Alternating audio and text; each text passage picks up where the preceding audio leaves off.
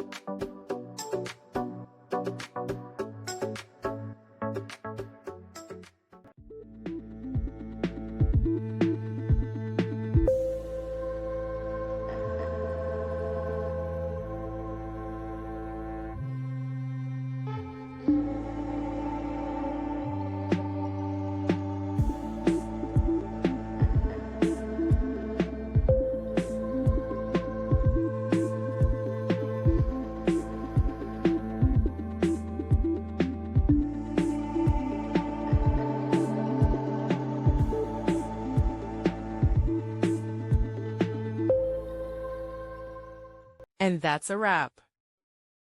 I hope you found the answer you were looking for. If you did, take a second to hit that subscribe button. It really helps out. And let me know in the comments which solution worked best for you.